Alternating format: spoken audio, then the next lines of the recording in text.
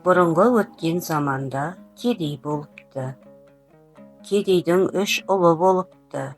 Бүкіл өмірі байлардың есігінің алдында өтіпті.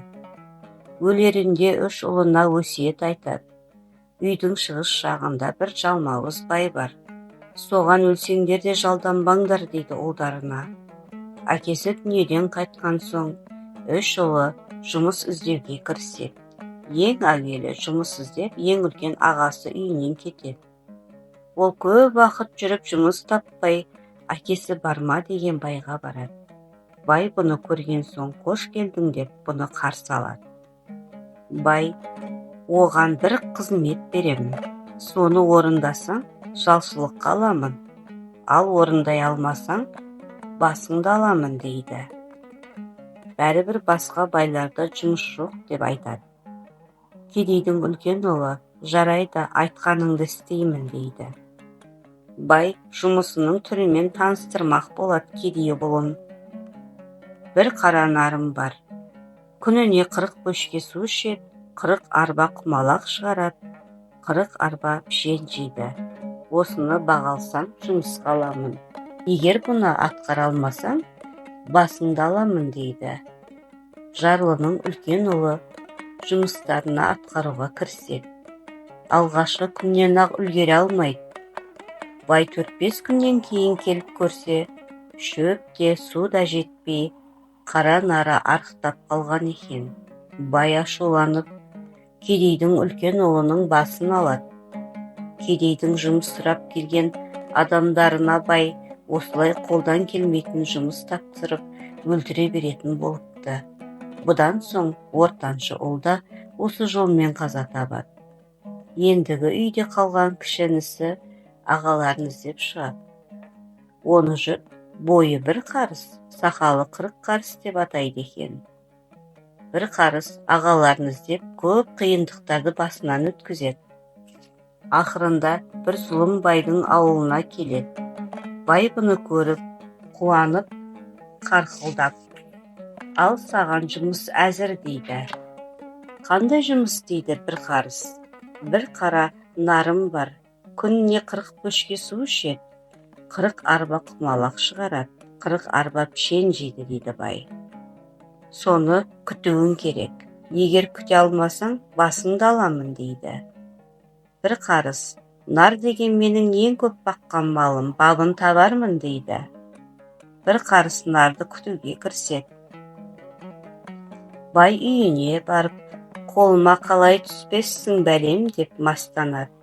Бір қарыс нарға барып, нарды пішен жейтін орнынан кейінірек басын пішенге жеткізбей етіп байлап қояды да, одан кейін 4 аяғын 4 қазыққа байлайды. Нар әрі-бері ұмтылып, шөп жеп су іше алмайды. Бай бір күні келіп қараса, нар ашығып қалған сияқты көрінеді. Бірақ алдында пішен де, су да толып тұр. Бай бір қарысқа нарды отқа жібер дейді де үйіне қайтады. Бір қарыс қоп тақсыр деп қала береді. Бай кетісімен бір қарыс нарды пішенімен қосып отқа жібереді. Бай бұны көріп ашуланып, бір қарысқа келіп нарды өртегенің не дейді. Бір қарыс, байеке, ана нарды отқа жібер деп өзіңіз бұйырдыңыз. Сізге асыл нардың керегі болмай қалған ғой деп отқа жібердім дейді. Бай бір қарыстан жай құтыла алмайтынын сезіп, оны бір қиын жұмысқа салғысы келеді. Бай бір қарысты шақырып алып, алыстағы бір байдың жүйрік қара арғымағын қалайда алып кеп бер деп бұйырады. Бір қарыс разы болып, қара арғымақты әкелген соң байлығыңның тең жартысын бересің дейді байға.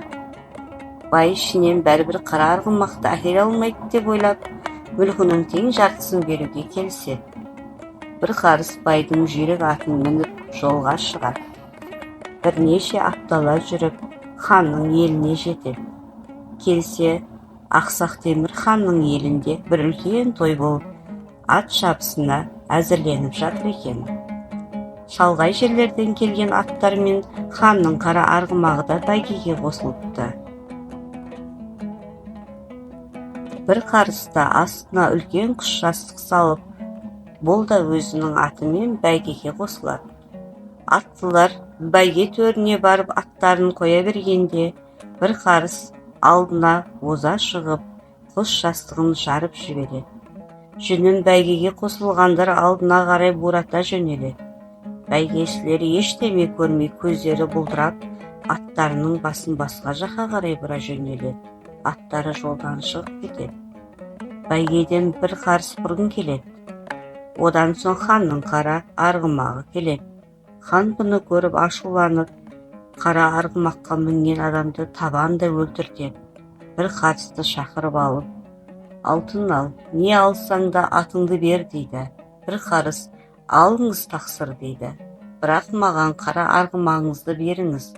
Елге мініп қайтайын, көлігім жоқ, және 1000 ділдә беріңіз дейді. Есінен танып қалған хан, ала бер деп бір қарыстың атының басын ұстай береді. Бір қарыс ханның 1000 ділдасын, қара арғымағын алып еліне қайтады. Бірнеше жол жүріп байдың еліне келеді. Байға қара арғымақты беріп, уәделі мүлкін сұрай бастайды. Бай бір қарысқа, мүлкіңнің тең жартысын аласың, бірақ менің үйімнің барлық жұмысын істейтін боласың дейді. Бір қарыс оған көнеді. Бір қарыс байдың барлық жұмыстарын мүлтіксіз орындайды. Қайткенде де уәдесін орындатуды ойлайды. Бай бір қарыстан қорқып, қашпақшы болады.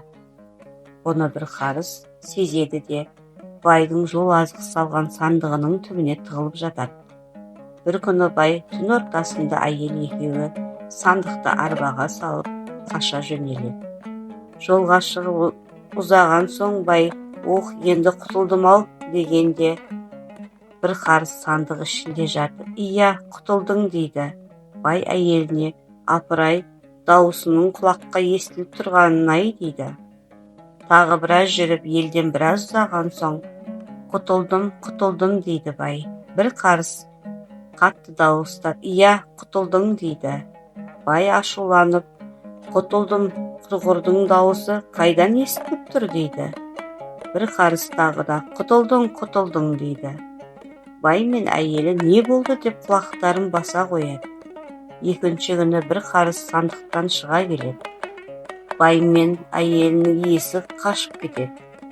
Кешке құдық басына қонады. Бір қарыста баймен бірге отырып алады. Бай ішінен бір қарысты түнде құдыққа тастап жіберуді ойлайды. Түн ортасы ауғанда бай мен әйелі ұйқыға кеткенде бір қарыс байдың әйелін өз орнына жатқызып, өзі байдың қасына жатып алады.